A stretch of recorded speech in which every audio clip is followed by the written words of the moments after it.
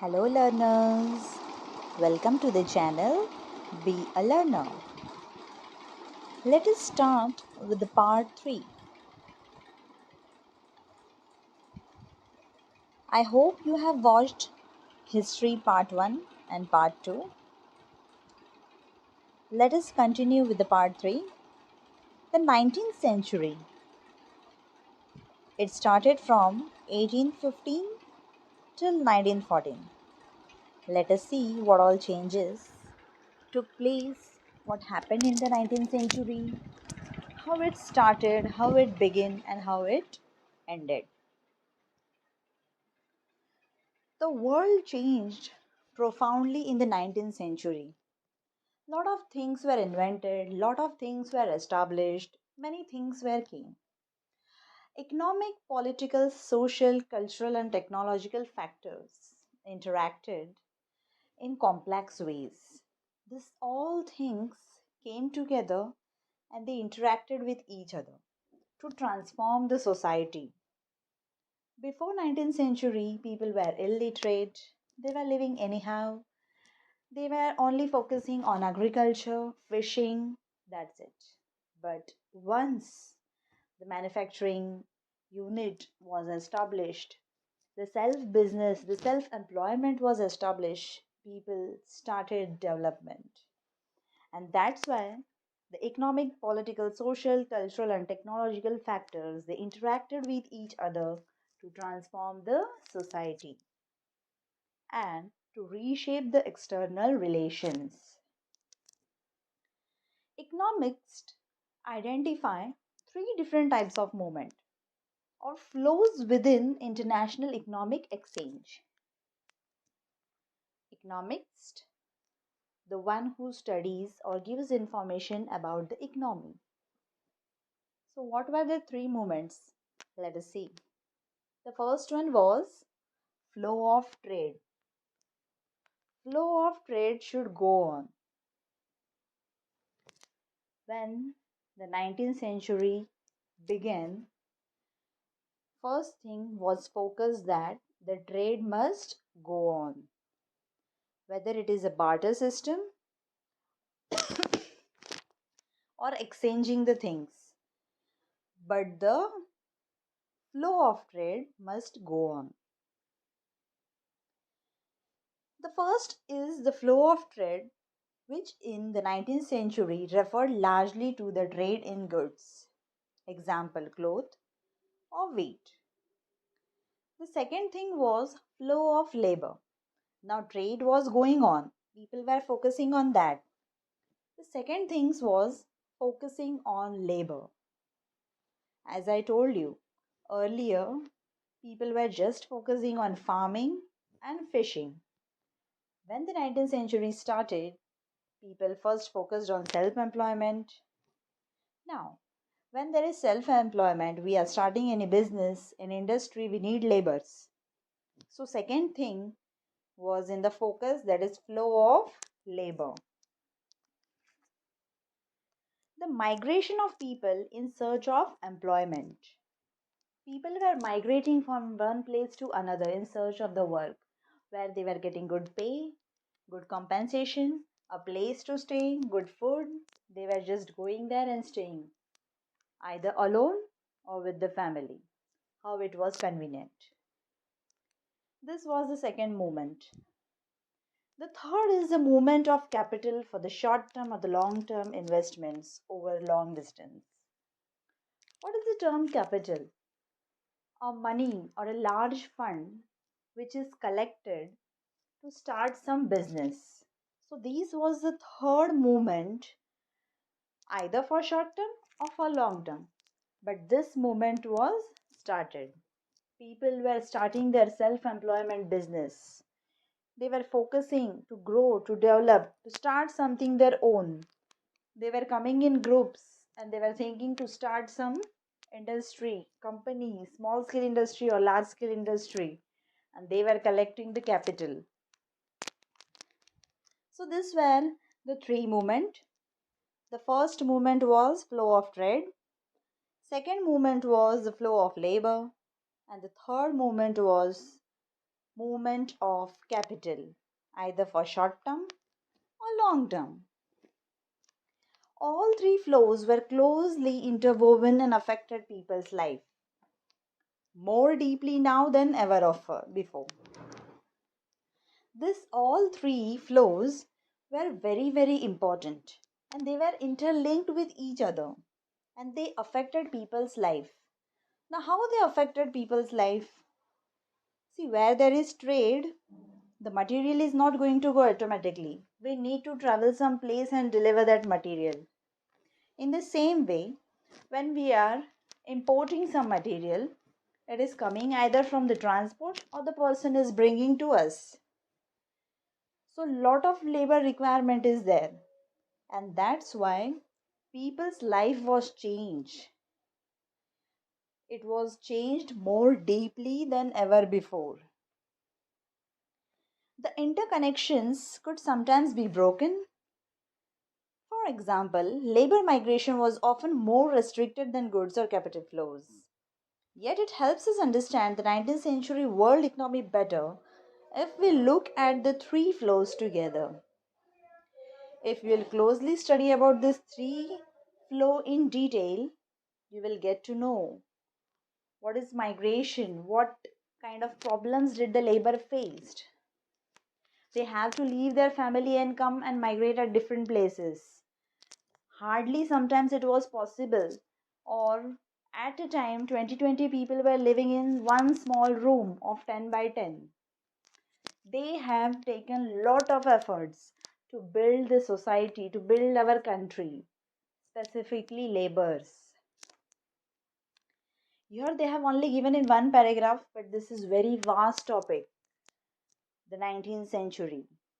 Lot of hidden stories are there about the laborers, how they help to build the society, how they help to build the country. Let us study more about it. A world economy takes shape. Now, when these three movements were in shape, definitely economy was going to rise. A good place to start is the changing pattern of food production.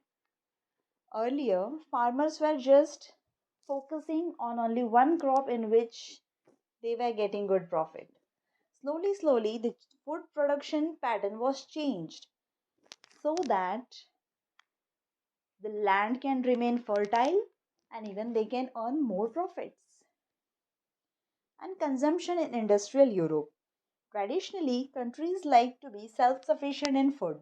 But in 19th century, Britain, self-sufficiency in food meant lower living standards and social conflict. Why it happened? Because huge amount of population growth.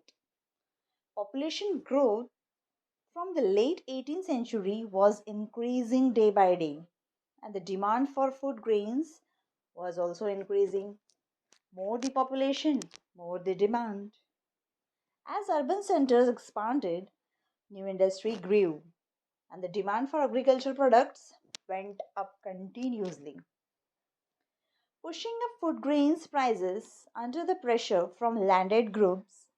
Government also restricted the import on corns. The laws allowing the government to do this were commonly known as the corn laws. They restricted this item. Unhappy with the high food prices, industrialists and urban dwellers forced the abolition of the corn laws.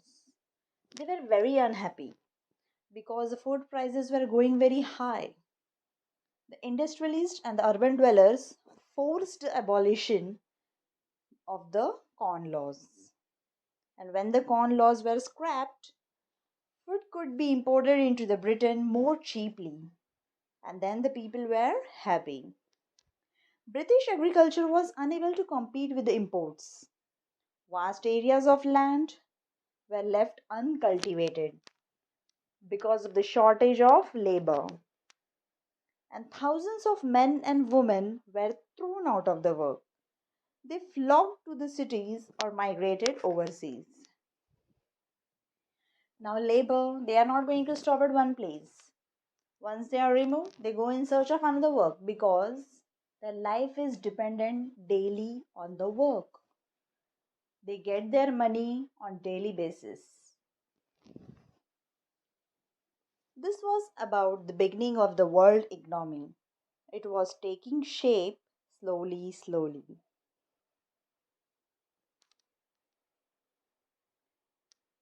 As food prices fell, consumption in the Britain rose. People's population was growing continuously. They were not that rich. So when the food prices fell, consumption started to increase. From the mid 19th century, faster industrial growth in Britain led to higher income. Slowly, slowly, people started focusing on industrial growth. When? At the mid of the 19th century. Around the world in Eastern Europe, Russia, America, and Australia, lands were cleared and they started to expand the food production and to meet the British demand because Britishers were paying good amount of money and in return the laborers were working honestly and so the lands were cleared, made good, clean so that good production can take place. It was not enough merely to clear lands for agriculture. Railways were needed to link to agricultural regions to the ports. Now, only development of land is not needed. If you are focusing only on clearing the land, production of the good crops, grains, food production, etc., that's not enough. How you are going to export or import? You need some transport. And that's why the railways, construction of the tracks started because it was only cheapest means of transport at that time. We need some transport to export and import the goods. And the second thing was they started focusing on railways. Railways were needed to link the agricultural regions to the ports. New harbors had to be built and old ones expanded to the ship under the new cargoes. Second was the seaway. Lot of ports were constructed so that until the railways are constructed, the import and export should not stop. It should continue by the means of waterways. People had to settle on the lands to bring them under the cultivation. This meant building homes and settlements. Now, laborers were migrating from one place to another for the job purpose. If they are not good, they are not healthy, they are not happy, they can't focus on work. And that's why the settlement took place. The industry, the people, or the manager, he was focusing on labor's happiness. He allowed the compensation so that his family can come and stay with him. A regular checkup was done so that labor can remain healthy. He don't get any kind of disease and he can focus on his work. This meant building homes and settlements. All these activities in turn required capital and labor. Capital flowed from financial centers such as London. The demand for labor in places where labor was in short supply. At last, all the laborers went in that place where they received good money, good home, good care, good respect. And finally, it was a time when there was a shortage of labor, as in America, Australia, and many other places. Nearly 50 million people emigrated from Europe to America and Australia in the 19th century for the purpose of work. All over the world, 150 million are estimated to have left their homes. How many? 150 million. Crossed oceans and vast distance over the land in search of a better future. They went in the search of the work where they get happiness, satisfaction, a good surrounding for themselves and their family members. So, this was all about the labors. What did they do? The different movements which began in the 19th century. I hope you have understood this. Very soon, I will be coming with a part 4 of the same chapter. Till then, listen to this video, read the chapter very carefully, underline the hard words, read it. That's all. Education is very, very important. I hope you have understood this video. Thank you. Please subscribe my channel. Have a great day.